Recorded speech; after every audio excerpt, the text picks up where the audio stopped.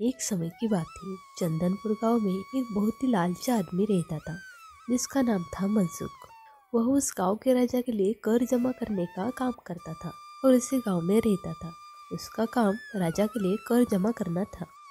मनसुख जो चीज को चाहता उसे पाने के लिए लोगों से कर लेने के नियमों को बदल देता और कर के नाम पर उनसे जो चाहता वह हासिल कर लेता। धीरे धीरे मनसुख की लालच की आदत की बात पूरी जगह फैल गई। मनसुख के कारण सब लोग वहां रहने से डरते थे। उसके पड़ोसी गांव में गोपाल नाम का एक किसान रहता था।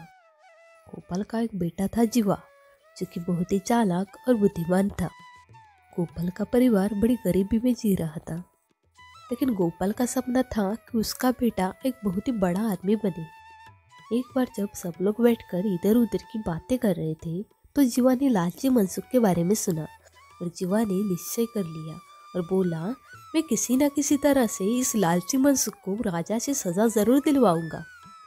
राजा को मनसुख के इस लालची स्वभाव के बारे में पता नहीं था, इसलिए यह मुंह मांगे कर वसूल करके सबको सताता था।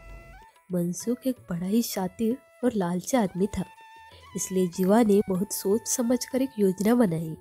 अपने परिवार के सो के उठने से भी पहले वह पिता के बगीचे में गया और वहां लगे एक छोटे से नीम के पेड़ को खोद के निकाल लिया। जीवा पेड़ को लेकर जल्दी जल्दी मनसुख के गांव की तरफ से निकल पड़ा। उसे किसी भी तरह सुबह के समय ही अपनी योजना के अनुसार मनसुख के सामने पहुंचना था, वो भी तब जब वह लोगों से कर वसूल कर रहा हो। ठीक समय पर जीवा मनसुख के सामने पहुंच गया। उस समय मनसुख लोगों से कर वसूल कर रहा था। जीवा अपना परिचय देते हुए बोला, सरकार, मैं जीवा हूँ, अभी आया हूँ और मुझे यह पता नहीं है कि इस गांव में एक गरीब आदमी कितना कर देता है, क्योंकि मैं एक बहुत ही गरीब आदमी हूँ और मेरे पास देने के लिए कुछ भी नहीं है। उसकी बात सुनकर मनसुख बोला, कुछ ना कुछ तो तुम्हें देना ही होगा, तुम्हारे पास क्या है? जीवा ने अपने पेड़ की तरफ देखकर कहा, मेरे पास बस यह जादुई पेड़ है, इसके सिवा कुछ भी नहीं है। मनसुख ने हैरान होकर कहा, जादुई पेड़? जादुई पेड़ का नाम सुनकर मनसुख बड़ा खुश हुआ और उसने पूछा कि आखिर इसमें क्या जादू है?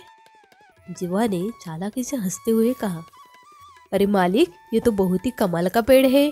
जो भी इसके पत्तों को छूता है वह कई घंटों के लिए लोगों को दिखाई नहीं देता। वह पूरी तरह से लोगों के सामने से गायब हो जाता है, पर वह सबको देख सकता है। लालची मनसुख को जीवा की बात पर भरोसा नहीं हुआ और उसने कहा, क्या तुम मुझे ऐसा करके दिखा सकते हो? जीवा ने कहा, हाँ, क्यों नहीं, जरूर। जीवा की बात सुनकर लालची मनसुख ने उसे ऊपर से नीचे तक देखा और बोला, अगर तुम यहाँ रहना चाहते हो तो तुम्हें अपना यह पेड़ मुझे देना होगा। मैं तुम्हें इस गांव में बिना कुछ दिए नहीं रहने दूंगा। और इससे पहले कि जीवा कुछ कहता, लालची मनसुख ने उसके हाथों से उसका पेड़ छीन लिया और दौड़ता हुआ अपने घर चला गया।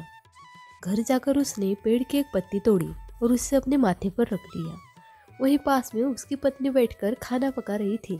उसने अपनी पत्नी से पूछा, सुनो, क्या तुम मुझे देख सकती हो?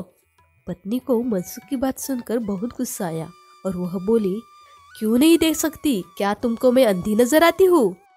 अब मनसुख बड़ा परेशान हो गया। वह भागते हुए दूसरे कमरे में गया और उसने पेड़ की दूसरी पत्ती तोड़कर फिर अपने माथे पर लगाई और फिर वापस रसोई घर में आकर बोला, अब क्या तुम मुझे देख सकती हो? अब तो उसकी पत्नी को बहुत ज्यादा गुस्सा आने लगा। वो जोर से बोली, तुम्हारा दिमाग तो ठीक है, आखिर तुम कहना क्या चाहते हो? मैं क्यों ना देख पाऊंगी तुम्हें? क्या तुम्हें लगता है मेरी आंखें खराब हो गई है? लालची मनसुख बड़ा ही परेशान हुआ और फिर से कमरे में गया। उसने फिर से पेड़ की पत्ती तोड़कर अपने माथे पर लगाई और वापस पत्नी के पास आकर बोला, क्या तुम मुझे अब देख सकती हो? पत्नी मनसुख के लगातार इस पागलपन से बड़ी परेशान हो गई थी। आखिर गुस्सा होकर उसने कहा, नहीं, मुझे तुम नहीं दिखाई पड़ रहे हो, मैं तुम्हें नहीं देख सकती। लालची मनसुख तो जैसे यही सुनना चाहता था। वह खुशी से पागल हो गया। उसने सोचा कि वह गांव में जाकर इस पेड़ के जादू को परखेगा। वह चौराहे पर खड़े होकर पेड़ की पत्ती माथे पर लगाए चित्र विचित्र प्रकार की हरकतें करने लगा, किंतु किसी भी गांव वालों ने इसे कुछ भी नहीं कहा, क्योंकि वह उससे बात नहीं करना चाहते थे, क्योंकि उन्हें डर था कि कहीं वह उनसे कर न मांगने लगे। लेकिन गांव वालों के कुछ भी न कहने से लालची मनसुख ने समझा कि वह पेड़ सचमुच ही जादुई पेड़ है। फिर उस दिन के बाद उसे जो चीज पसंद आती वह उठाकर ले जाता। वह बाजार जाता, किसी दुकान से बांसुरी, किसी दुकान से फल फूल, कहीं से कपड़े। सब उसे ऐसा करते देखते, पर डर के मारे उसे कभी मना नहीं करते।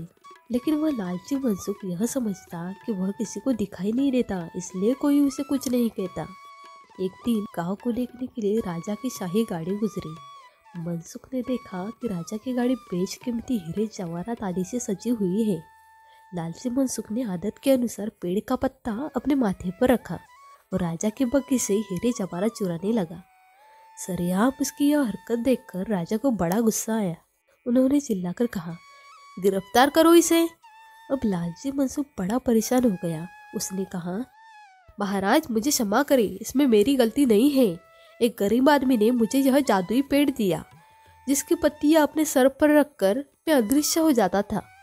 लेकिन आज मुझे पता चला कि वह झूठ बोल रहा था, क्योंकि आपने मुझे देख लिया और मैं गायब नहीं हुआ। राजा को उसकी बात सुनकर बहुत गुस्सा आया। राजा ने कहा, यह तो बिल्कुल ही पागलों की तरह बात कर रहा है।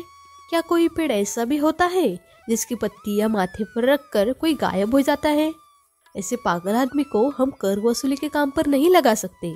राजा ने तुरंत ही मनसुख से उसकी नौकरी छीन ली और इसके बाद लालची मनसुख सारी जिंदगी उसी गांव के लोगों के सामने अपना मुंह छुपाकर जीता रहा। अपने लालच के कारण उसे सारी जिंदगी शर्मिंदगी झेलनी पड़ी। गाँव वालों को जब पता चला कि जीवा ने किसी चालाकी से मनसुख को उसके अन्याय की सजा दिलाई है, तो सभी ने उसकी बड़ी सराहना की। और जब यह बात राजा तक पहुंची तो राजा ने जीवा की बुद्धिमानी देखकर जीवा को ही कर वसूली की नौकरी दे दी और जीवा न्यायपूर्वक गांव में कर वसूली का काम करते हुए आराम से अपना जीवन बिताने लगा। लालच और अन्याय के कारण मनसुख को अपनी जिंदगी लोगों के ताने सुनकर शर्मिंदगी के साथ बितानी पड़ी। मोरल ऑफ द स्टोरी, लालच बुरी बला है।